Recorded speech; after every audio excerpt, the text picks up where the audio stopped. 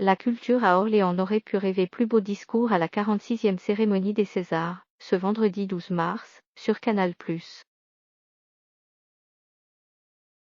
Elle orléanaise Laure Calamy, qui obtient le César de la meilleure actrice pour son rôle dans Antoinette dans les Cévennes, a rendu hommage au Centre dramatique national des Orléans et au cinéma Les Carmes. Émue aux larmes, bouleversée, l'actrice Laure Calamy a, dans son poignant discours de remerciement à la cérémonie des Césars, retransmis vendredi 12 mars sur Canal+, rendu hommage en tant que la provinciale qu'elle était. Au Centre dramatique national des Orléans et au cinéma Les Carmes. Waouh, s'est exprimée Laure Calamy, après avoir repris son souffle sur la scène de Elle Olympia où elle a reçu le César de la meilleure actrice pour son rôle dans Antoinette dans les Cévennes. La comédienne, que le grand public a notamment découverte dans la série télévisée 10%, a d'abord remercié pour ce rôle gigantesque la réalisatrice, Caroline Vignal, avec qui elle partage cet amour du pathétique drôle.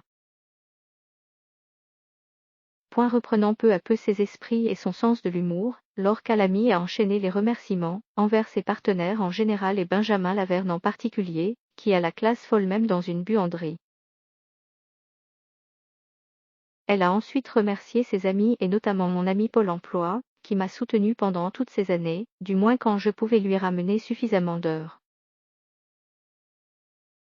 Sans ton existence, beaucoup de mes projets n'auraient pas vu le jour car c'est une subvention indirecte aux artistes.